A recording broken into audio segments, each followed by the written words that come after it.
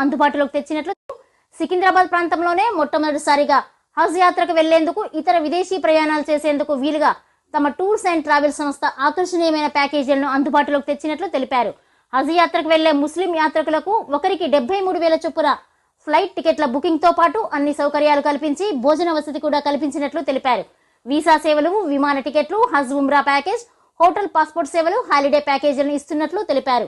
ఈ కార్యక్రమంలో మహమ్మద్ ఆజం ఖాన్, మొహమ్మద్ ఇలియాజ్ ఖాన్, మహమ్మద్ ఫయాజ్ ఖాన్, మొహమ్మద్ పర్వేజ్ ఖాన్, అల్తాఫ్ రాజా, ఇజాజ్ బాయ్, కాదిర్ బాయ్, షకీల్ బాయ్, సద్దాం గోరీ, ఇలియాస్ బే, అహ్మద్, సాజిద్ బాయ్, నదీం బాయ్, అడ్డూ బాయ్, ఫహీం, అశోక్, కర్రె జంగయ్య, బుర్రి యాదగిరి, మత పెద్దలు పెద్ద సంఖ్యలో పాల్గొన్నారు.